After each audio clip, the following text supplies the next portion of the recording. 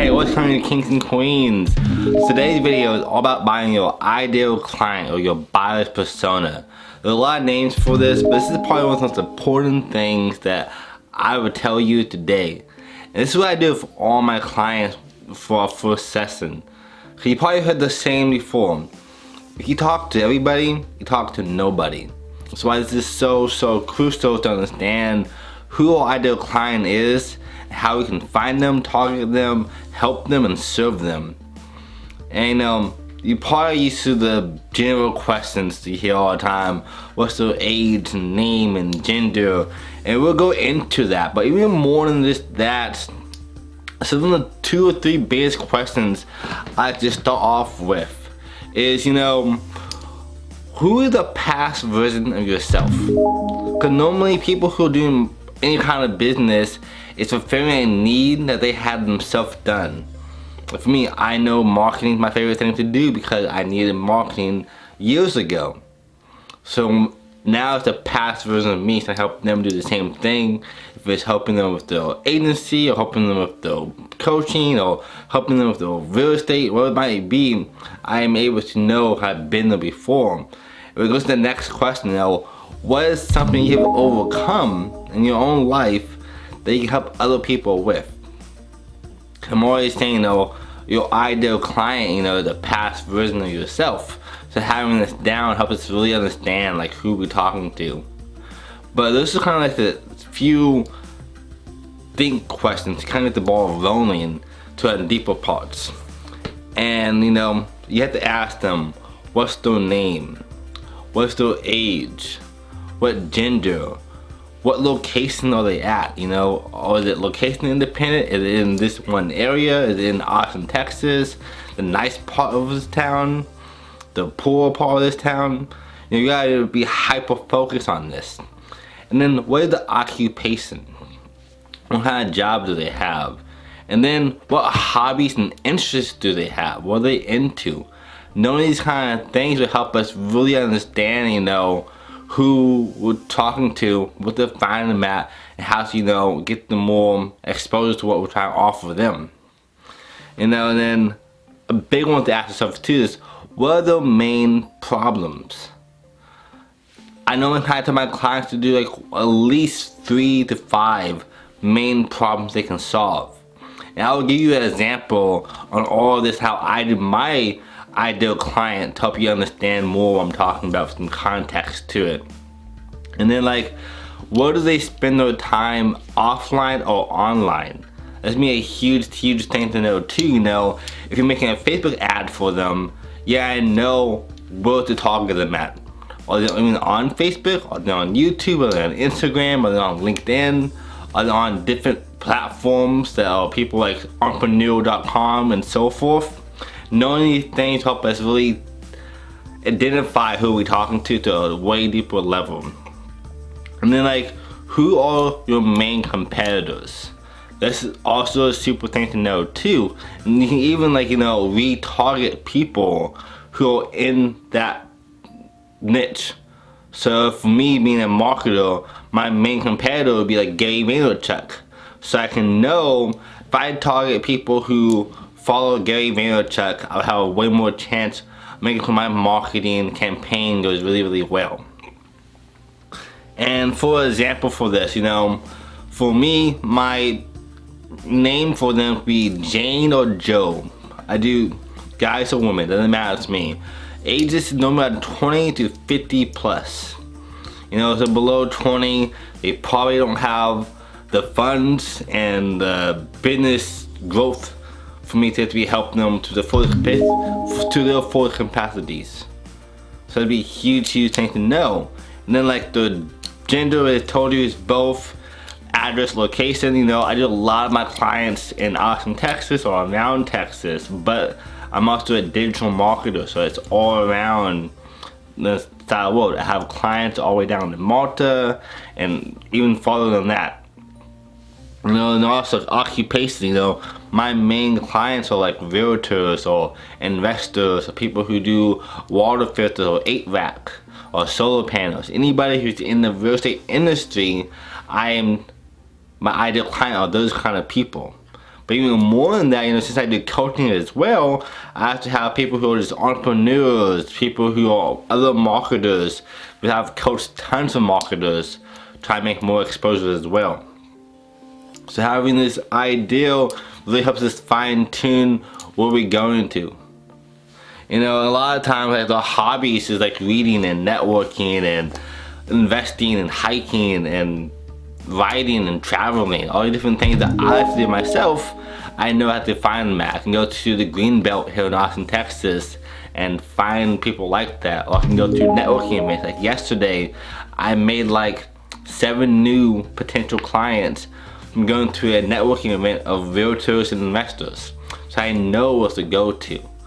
And we go even deeper on this as well. For one of my clients, I broke down all the locations in her area so she knew exactly where to go for networking events.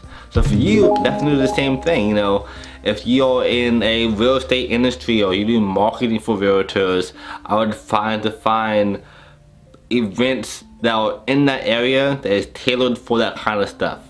That way when you can go there, you have direct marketing and indirect marketing as well to get more conversions, higher ROI, and more revenue for you and your business to really grow and prosper the way you're trying to make it happen for yourself. Like offline, online, like before, where they at, the realtor boards, Entrepreneur magazines, Forbes, Bigger Pockets, YouTube, networking events, like I just said, and the list goes on and on and on. My main competitors are people like, major marketing agencies, or Gary Vaynerchuk, or Neil Patel. Obviously they're way ahead of my level right now, but those are the kind of people that I keep in mind, because we're all on the same playing field. Even if you're a brand new marketer, or brand new realtor, or brand new entrepreneur, you name it, we're all on the same playing field. We can get just as much exposure as somebody else can if we leverage our ideal client buyer persona correctly. But then that's just kind of the basis of it. Now, what the deeper questions are that most people don't understand, and I'm looking down too because I have to have this in a whole list, because finding your ideal client is way more than just your names and the age and the occupation and the gender and how much income they make. Those are huge. You gotta know. Like for me, most of my ideal clients be making at least 4 figures or 5 a month to really have my services for them. So you kind of target people who don't know or not making enough money. You just be spinning the wheels, or they're making so much money you can't handle that yet. It's the same way. So having a super narrowed down target market makes a huge impact on us and your business. But here's a top like 6 or 7 biggest questions to go even deeper on what your ideal client is, so make sure you have the most exposure for it. And number 1, what are the biggest wants? What are they trying to get in life? And what are the biggest fears, desires, and what's the why? Because if you don't know that aspect of it, it becomes way harder to try to find a target market and then to sell them. If I just knew my target market but I didn't know what they wanted or what they was fearful of or the desires and the why behind it, it becomes way harder for me to pitch them my solutions, because them's like fumbling around. So you should know, like, is it why to help other people become better selves, or to make more money, or to help their family? Is the biggest fear not selling enough homes, for example, or not having enough exposure or a big enough brand? Is the biggest desire, to have financial freedom, to make the world a better place? Just a few examples of what that looks like. And then the next one is super huge. It's like, what are their main needs and how can you help them? What is the biggest problem that you can solve for them, and what does that look like once it's done? It's about painting that picture in their mind, saying, hey, after this happens, you'll be able to, close 5 or 10 more houses a month and get 10 more clients and have a 30% increase in your ROI within the first month or so. Knowing these kind of things becomes super imperative in your marketing endeavor, and also helping your clients to the best potential, and also just your sales process. This is why I'm always trying to stress, doing these ideal clients for my new clients for a first meeting, especially for like people who are realtors. A lot of times, a lot of realtors think that everybody's their target market. It's just they have a home, they have a place to buy a house. It's good, but a lot of times you can super niche down and dominate one kind of market and make a bigger impact. So you gotta know what can we help them with, what is the biggest need. Like for me, I know the biggest need is clients and leads and exposure. So you can have more revenue to help more people and have the business grow and scale. And then what is the biggest roadblock for them? And what is the root cause of that? If the biggest roadblock is that they don't understand social media, then I can come in and help them. And the big root issue behind that is, one, they don't want to do it or want to learn how to do it, because I've been doing marketing for 9 years, and marketing takes a lot of time, to learn all that stuff. It's always changing and there's so many nuances to it. So it's understandable why the root issue is there.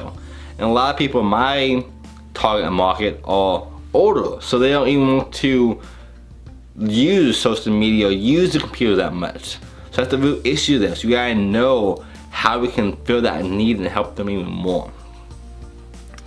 And then this one's super powerful too. It's like, what will your ideal client feel like if you wasn't there to help them? Because that one's gonna help you a lot too. Like if you weren't there to fix the problem, how will they go through life?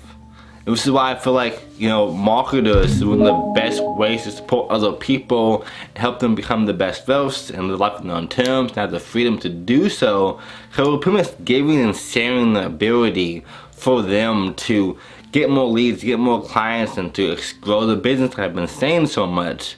And if I wasn't there to help them, they'd be in the same level all the time. If a few houses closed every single month, or a few new clients, or not able to scale their business or find their ideal client, all these things come into play, which is why I do what I do.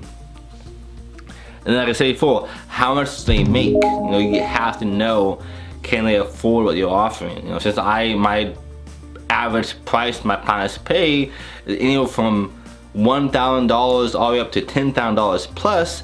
If someone only makes $1,000 a month or $5,000 a month, they probably can't buy my packages yet, which is why I have all these free videos to help you get to that level. Why I have books about marketing and about life and goal setting and time management and all these different things to help you get to that level.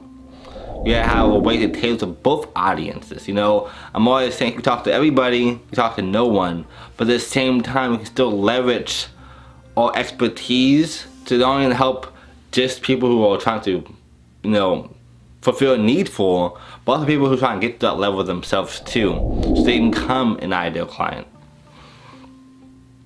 And then like, what value do they hold? That one's gonna be really good for you to do too. Like, if you don't have the same values, it's gonna be really hard to work with them. And then this kind of segues to the last point on having an ideal client. What is the client that you would not turn down? Who is somebody that if you was super booked, had no more room for any more clients, or the person wasn't making enough money, who would that client be? Who would you still help regardless of if you couldn't help them anymore? That would be one of the biggest ways to define your ideal client on top of what I just mentioned.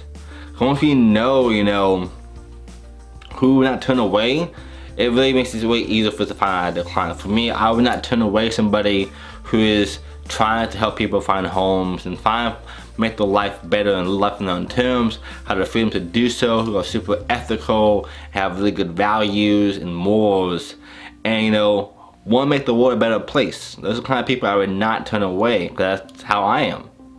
So those are kind of big questions to ask yourself for your ideal client. And also asking like, what is the lifetime value of a client? If one client pays me normally $3,000 a month, I want to have that be my client for a lifetime. I have clients now I've had for 2 or 3 years consistently.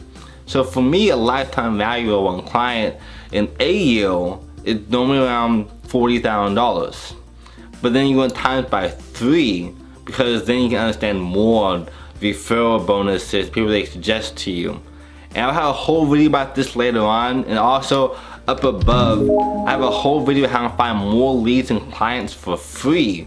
So if you use these two strategies together, you have more clients you know what to do with. Like I said before, you know, I met 7 new potential clients just yesterday. I have tons of clients in my pipeline I'm still talking to and working with, and I already have clients now. So by doing this really hyper-focused bird's eye view of my ideal client, it helps me a lot on getting more clients, knowing how to structure my packages, what I'm saying, and how I'm doing it. So I hope this helped you. Down below, what is your ideal client? And it's a fast recap. I know there's a lot I just said. You know, first thing you want to do for your ideal client is ask yourself, who is a past version of yourself? Or what is something you've overcome that was super hard, but now you have other people do the same?